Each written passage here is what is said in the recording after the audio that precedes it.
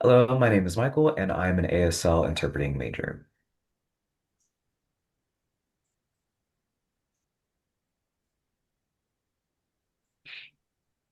Hi, my name is Maud. I'm a sociology major.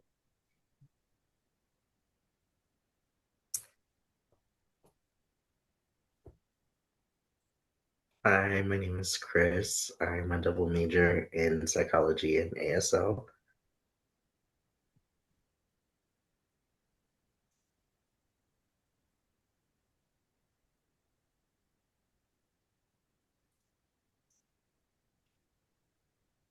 Okay, and I'm just gonna pop right over to the PowerPoint.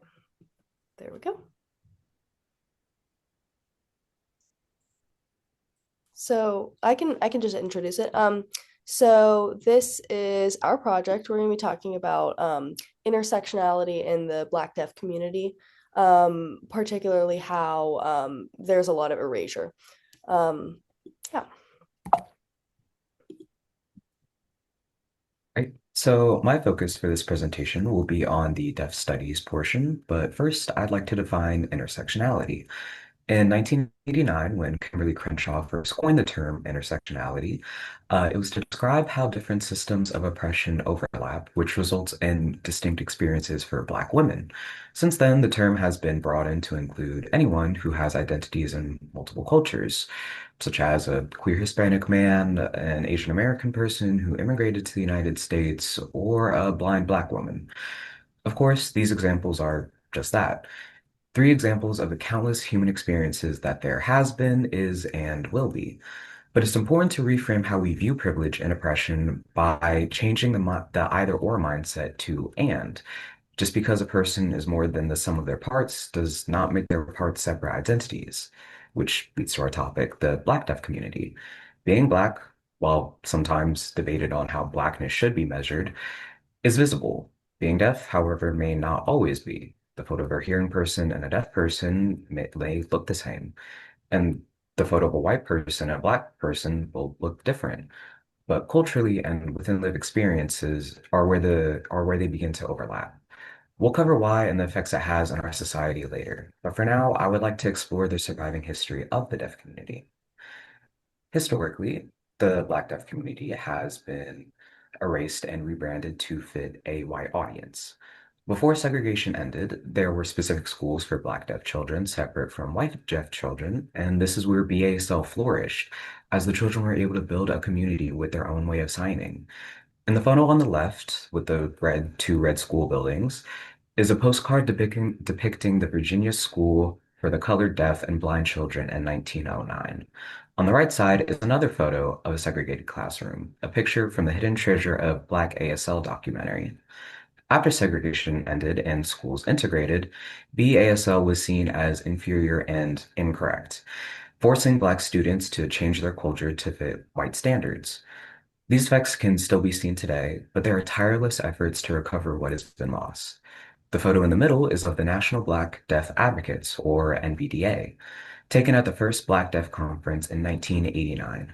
Founded just a year prior, their goal to advocate for and express concerns about Black deaf people being barred from achieving their potential and the lack of leadership in the Black deaf community.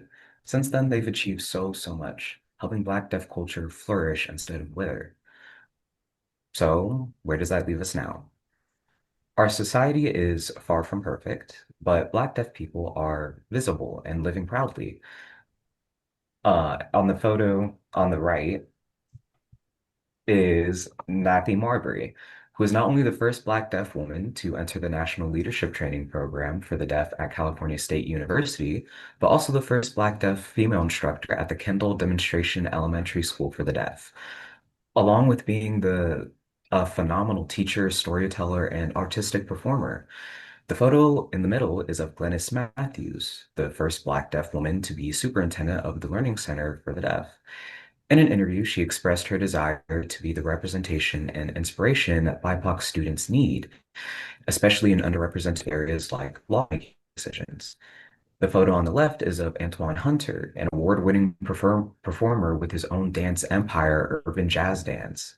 In fact, all of the artworks featured in this presentation are by Black deaf people, Yusuf Yahya, Roy VC van der Stok, and Fred Beam, who all explore the Black deaf or queer Black deaf experience in their own ways. And these are just some of the numerous achievements they've made. Of course, the three people and one organization I've mentioned are only some of the many, many resilient and powerful Black deaf figures that exist, and some we unfortunately may never know. But their impact is all the same. Black deaf culture cannot be erased or silenced. However, there is still so much more that needs to be done, which will lead into our next topic. Great. Thank you. So my topic I is on deaf education specifically. So just to talk about something Michael already touched on a little bit, but just a really brief history of BASL in school. So obviously, as Michael said, um, a BASL came out of the linguistic isolation that came from segregation. The first Black deaf school was opened 3 years after slavery ended. And it was segregated from the white schools. And so with that came the development of Black American Sign Language. And during the like 50s, 60s, and 70s, when integration started happening, desegregation started happening, Black students were integrated into white schools and really marginalized, obviously, in a lot of ways, more than just for their language. But in particular, Black American Sign Language was thought of as less than American Sign Language. It was devalued. And to this day, this legacy obviously still exists. It continues to be stigmatized, and it's not taught in schools, but it still is a language that persists, and it still acts as a core part of a lot of Black deaf individuals' identities. And then I want to just talk about some of the like separate experiences and oppressions of each group, and then we can sort of think about what that would mean when it's overlapping. So obviously, because racism and white supremacy are in all of our institutions, this means they're in our education system and outside of our education system. So for students, there are a lot of obstacles that you're facing that cause your the quality of your education to be lower than that of particularly your white peers.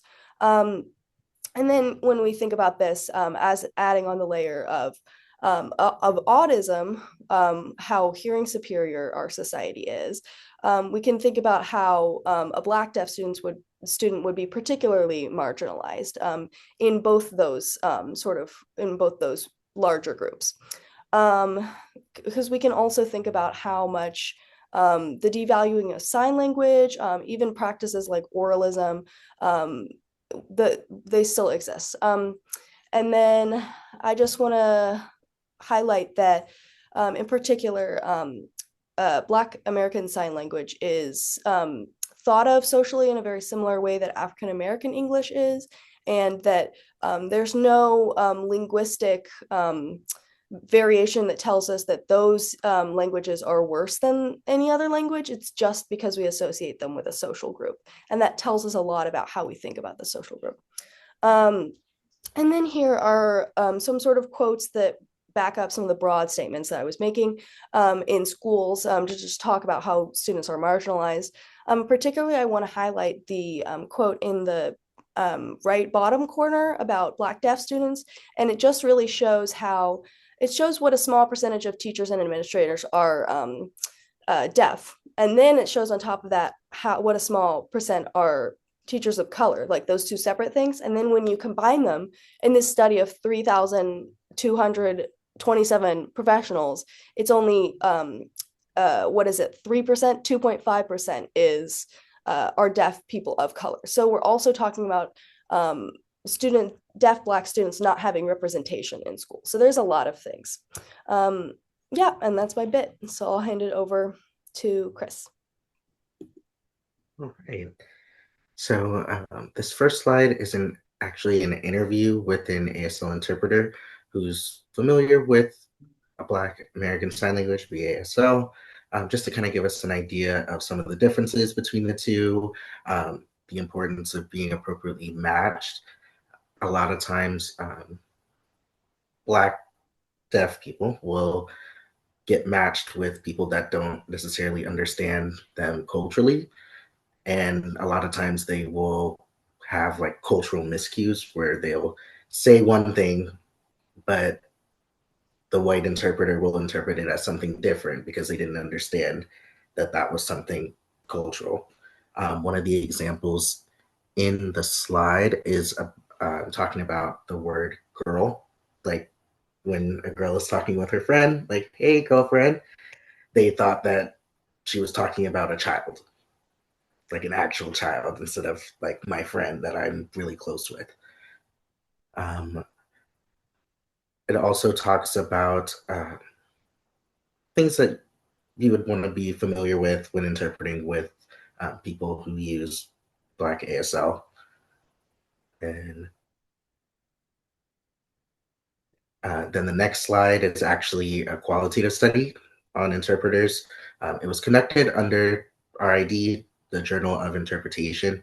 Um, I mainly wanted to focus on 2 points that they discussed, which was the lack of fluency and the lack of representation. Due to the limited interpreter training programs offered, a lot of them don't offer any information in regards to the Black deaf community and Black deaf culture and Black ASL. So many interpreters aren't really fluent or even really made aware. Uh, and then for the last slide, it was more so how it currently impacts how BASL has made an impact in the interpreting field. So, actually, unlike many interpreter training programs, Georgia State actually offers a class that is like an overview of Black ASL and the Black Deaf community. Deaf Studies 3105, the Black Deaf Studies class, giving students a sense of familiarity when faced with similar environments.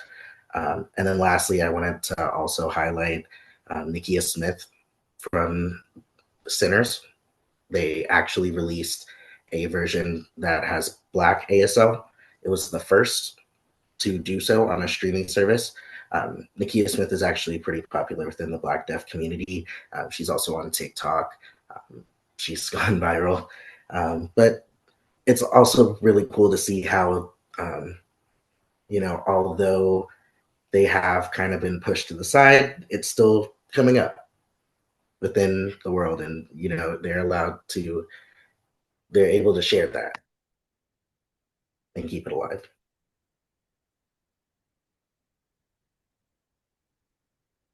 Okay, and here are some of our sources.